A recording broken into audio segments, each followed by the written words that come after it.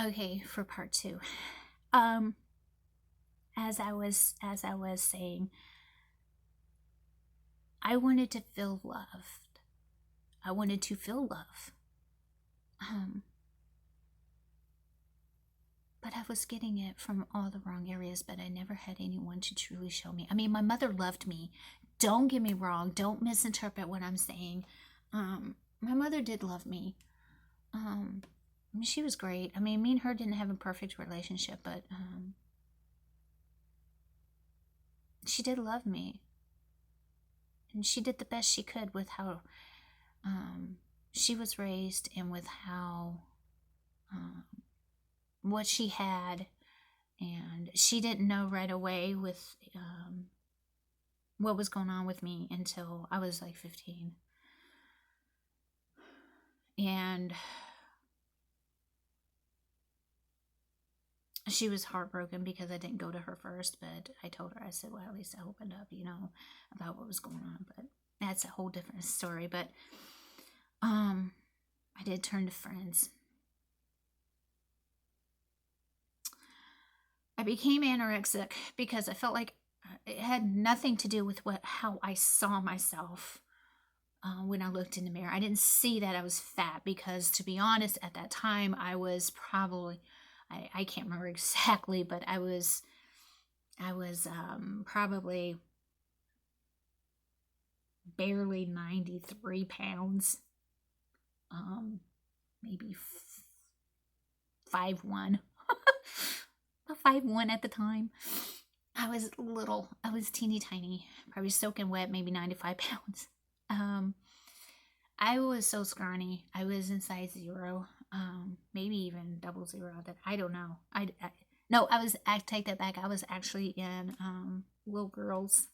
I had to shop in little girls. I couldn't even shop in teens because I was so petite. So it wasn't because I looked in the mirror and I saw a fat girl. It was because of the control I felt like everything around me, everything happening in my life, I had zero control over. The only thing I had control over was what went in and did not go in my mouth.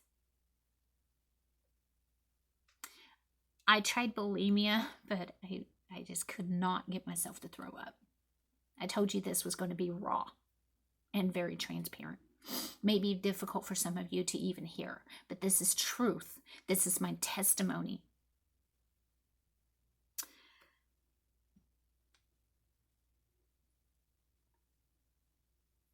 When I was anorexic, there were many days where I didn't even get 500 calories in per day, maybe 300. I hated myself so much because I thought, if God hated me, why should I love myself? Everybody else around me hated me, because even though my mom loved me, sometimes okay, I don't want this to come out the wrong way. A mother's love is great and can do wonders, can do great, great things. And if it wasn't for my mother, honestly, I don't know what I would have done. So please don't misinterpret what I'm about to say. But at that time, I felt my mother's love.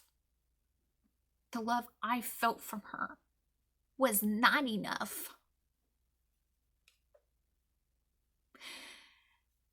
Because everyone else that was around me, the lack of love and the hatred spewing on me, the vomit spewing towards me, the hatred spewing at me,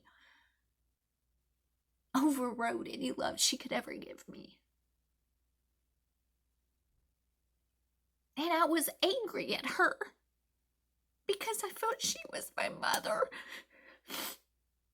She should be able to stop it and to protect me from it.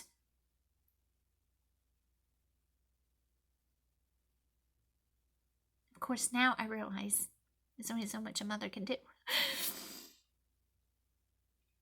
But at the vulnerable situation I was in, the vulnerable state I was in, I felt my mother should have. Why my mother didn't take it away? Why my mother couldn't stop it? I felt like she should have done more. But I realized later I was putting way too much pressure on my mom, even though I never even told her that. I drank alcohol. I didn't drink alcohol. At that time in my life, 15 years old, I thought I was the innocent one. I thought everybody, the parents, my parents of my friends looked at me like I was the innocent one. Come find out later that they actually didn't want their children to be around me because they saw me as a troublemaker, and I was the one causing the problems and stuff like that. And I'm like, what are you talking about? But looking back upon it, I realize now, yes, I was the troublemaker. I was the troublemaker. I'm the one that started things. I'm the one that tried to get the party started. I was the one searching for this parties. I was the one searching for the wanting at that party. I wanted alcohol, and a lot of alcohol. I did not want to feel. I did not want to. I just wanted to escape everything. I wanted the drugs to be up, but of course, if the drugs were there, great. If they weren't, fine, whatever. Just make sure that alcohol is there. If sex happened, fine, whatever, sex happened. But that wasn't huge for me. It was more so the alcohol. The alcohol needed to be there. And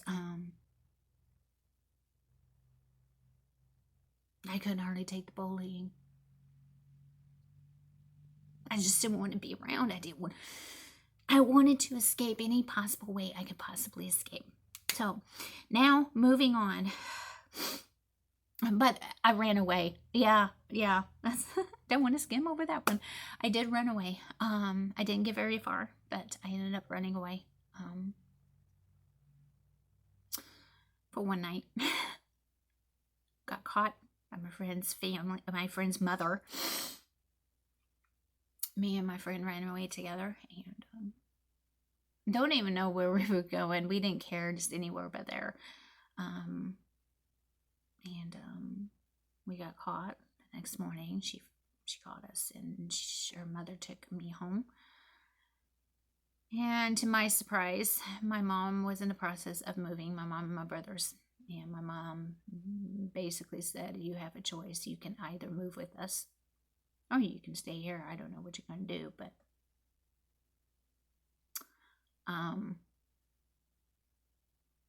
no, actually, let me take that back. Let me take that back. No, here's what she said. She said, I don't know what to do with you. I do not know what to do with you. All I know to do is to move you away from this place. That's what it was, she said. She said she didn't know what else to do. She didn't know, she wasn't going to leave me there. I don't know what I was thinking, but she said she didn't figure grounding was going to do me any good. She just had to get me away from here, away from there, because she felt like that place was a bad influence. She only knew the truth. It was me. I mean, yeah, it was, I did hang around some bad people, people who weren't very good influences, but her very own daughter was the cause of some of it.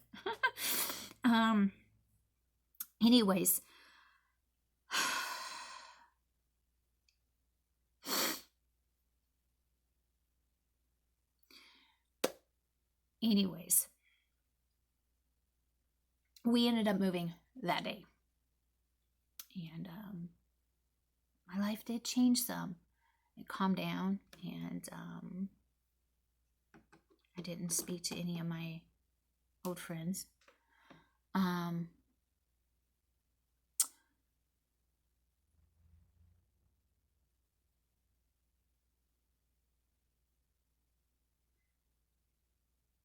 And I thought things were going to start getting better.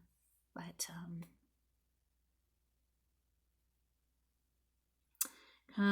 about age 19 to 21,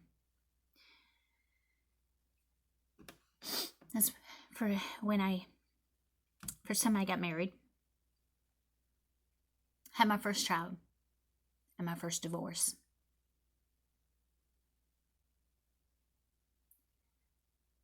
That marriage was full of abuse of pretty much every kind. Emotional, mental, verbal, physical, sexual.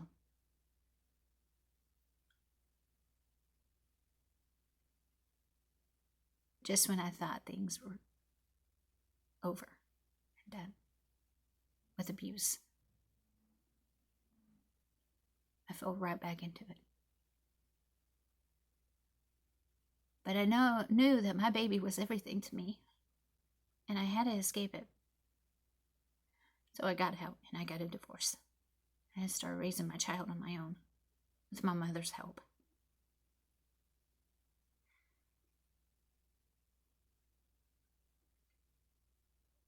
I was still promiscuous, still wanting to drink and have my old life back.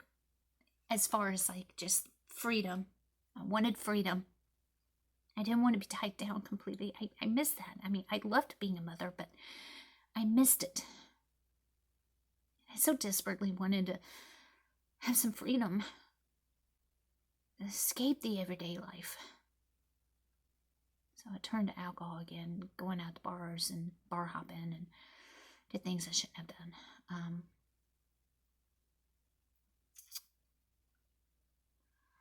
So at age 24, I became pregnant as a result of a one-night stand. I do not remember his name. I barely remember even what he looked like.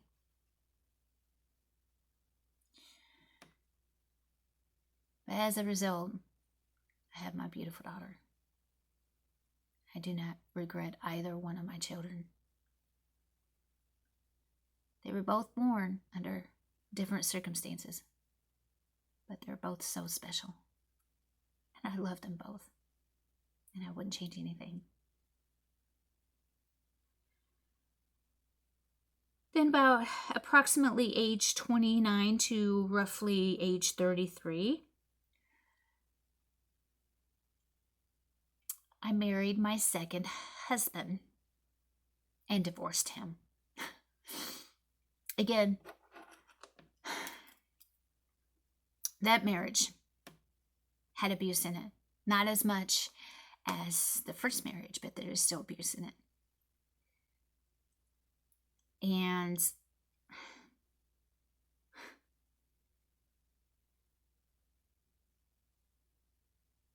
I hated it. I tried so desperately to make it work.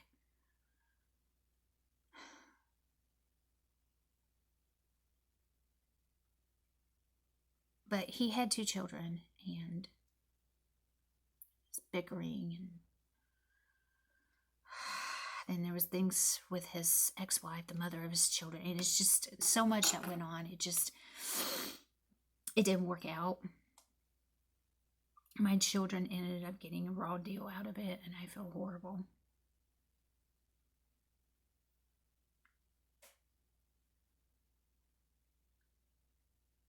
I was still running from Christ. Still felt like I could do. I could do it on my own. And the only reason why I was with him, because I was trying so desperately to get a father for my children. I can admit it, and plus I was lonely. I thought he was a father. He can be a father for my children.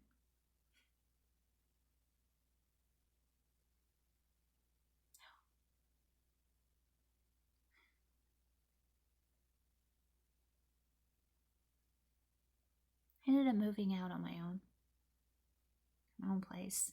Felt successful to a degree. I was still hurting. I was still frustrated. Still searching for love. Searching for someone to love me. Now, mind you, throughout this time, my children, my mother was taking my children off and on to church with her, and so they got to know who Jesus is, and I am so grateful for that, because I did not do it. I didn't do it. And my mom didn't always go to church. She's back and forth with it,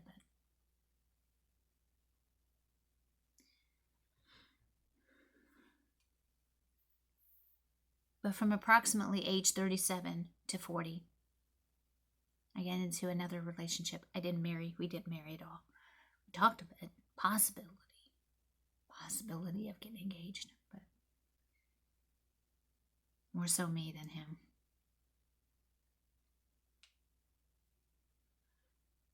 We ended up splitting.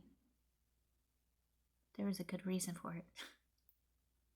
There is a little bit of abuse in it, but nothing like my first 2 relationships.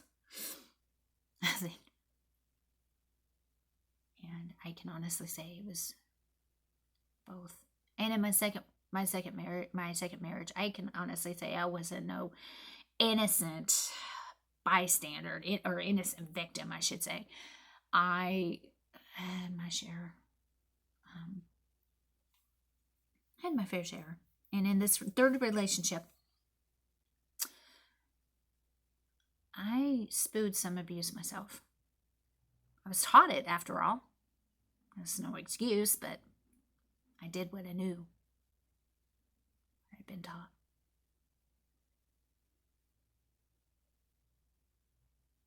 And I'll be completely honest, the reason why I was with him is because I just so desperately wanted a good life with my children. That's all I wanted. And I wanted to be happy. Don't get me wrong, I did love him. And I still do. We still communicate from time to time, kind of letting each other know big events going on in our lives and stuff. But anyways,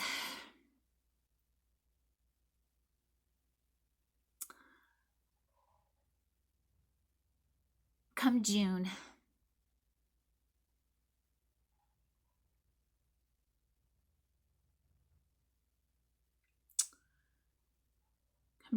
I'm trying to think of what it was.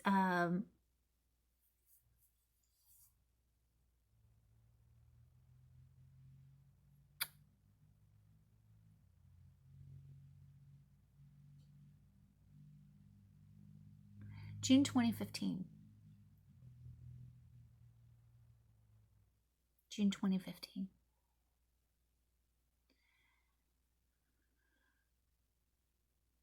I felt a tug.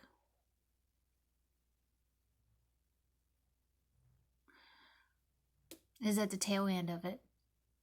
About mid to tail end of it, of June. My birthday is July 1st. I was 39 years old, just about to turn 40. And I was a single mom, trying to make ends meet. Could barely do it. Barely hanging on. Just barely hanging on. Basically, I hit rock bottom. I felt like I was in a mud hole, trying to dig my way out at the top. And the more I tried to dig my way out, the more the dirt and mud came in. I was extremely unsuccessful. But I knew there was a way out somehow, some way. I just wasn't finding it. I knew I could succeed. I just wasn't finding it. I knew I could find love. I just couldn't find it. And I knew it was so close, but I couldn't quite touch it.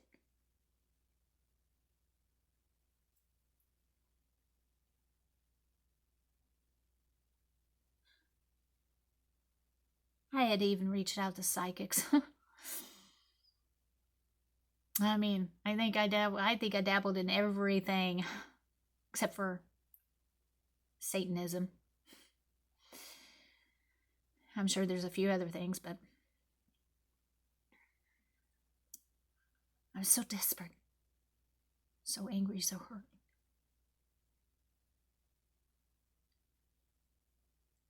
I ended up, and mind you, now, during this time, I was speaking to, off and on speaking to my biological dad. He did re-enter my life, and it wasn't a great relationship.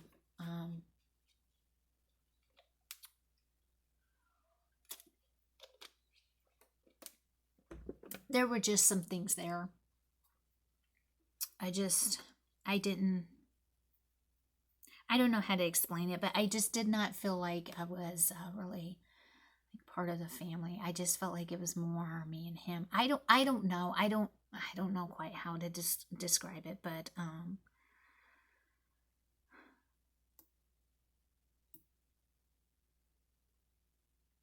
it was just. Anyways, he ended up remarrying, and one day I just felt really compelled to speak to his wife. She was a Christian, and he claimed to be a Christian as well. And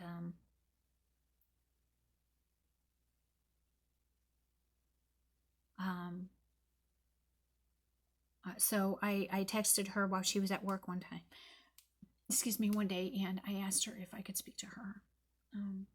Of course, she asked me if everything was okay. I told her, yeah, I just really needed to speak to her. So she ends up calling me up, and I spoke to her, and I just basically told her that I was searching for something, but I didn't know what it was. And I was tired of hurting. I was so desperate.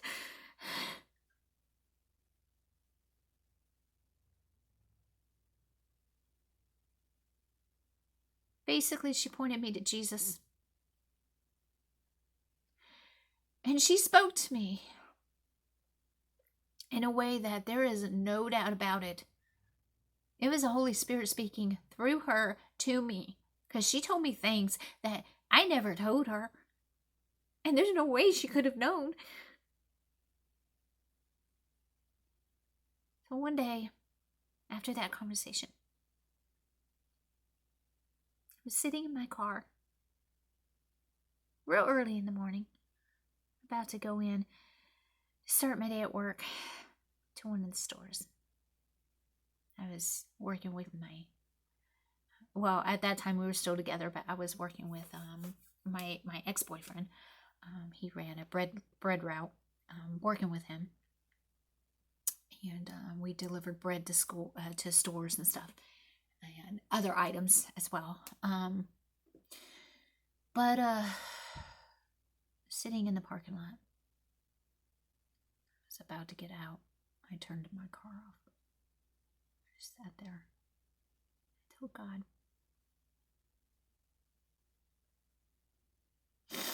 I said, I know you're real. Whether you will hear me or not, I don't know. I'm at the end. I can't go any further down. I need you. I have no other place to go, no other people to go to. I know you're real. I felt you.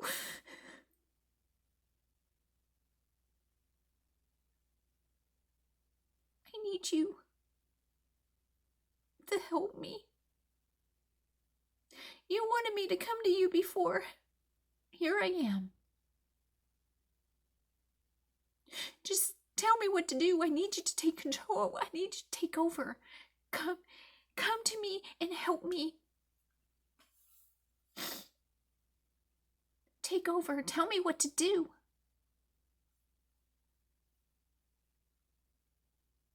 It was a short prayer. Long story short, try to anyway. I walked into the store, and the way this store is set up, there's a door when you walk into certain doors, which I walked into these particular doors. You walk into these doors, and there's a black door to you. It would be to your left. That even the people at the store did not know. I mean, it was a storage room, but there was no way to get in, go through this door. It had no handle, no nothing, and you couldn't even get into it. It used to be a storage room.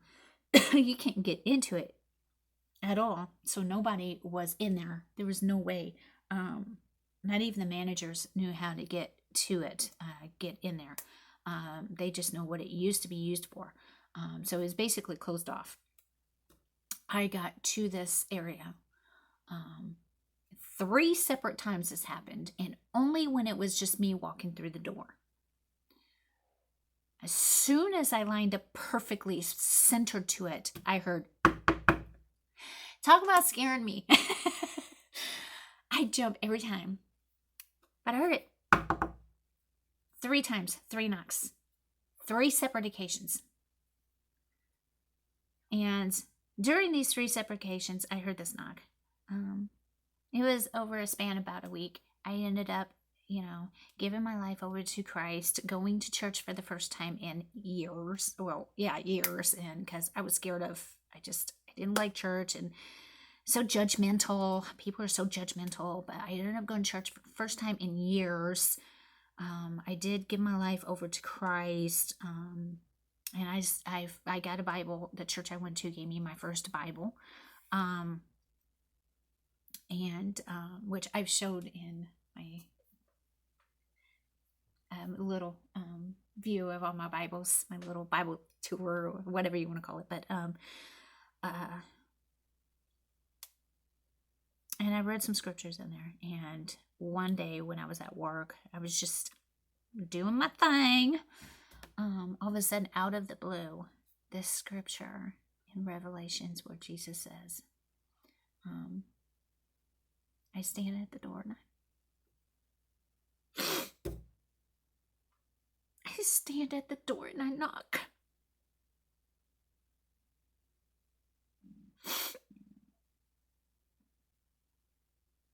I stand at the door and I knock. And if you open it and invite me in, I will come and have a meal with you.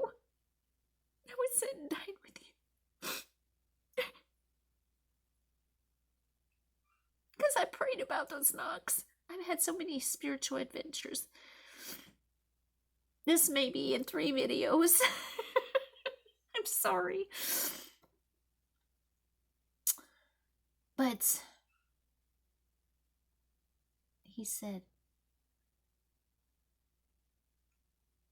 I prayed about the knocks, and because of so many spiritual adventures I've had and experiences.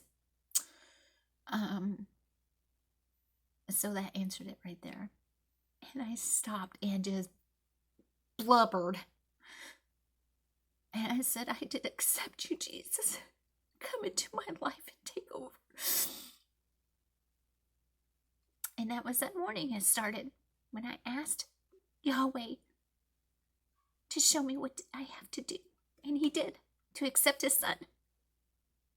So that is my testimony. If you have any further questions, please either ask them in the comment box, or if it's really, really personal, or if you wanted to give me your testimony, I will leave my email address down in the description box, so get a hold of me. As always, pray about everything. Pray. And thank you so much for taking the time out to watch a little of me. I much appreciate it. Pray about everything. I hope you enjoyed this as much as it was a blessing to me to share. Much love. God bless.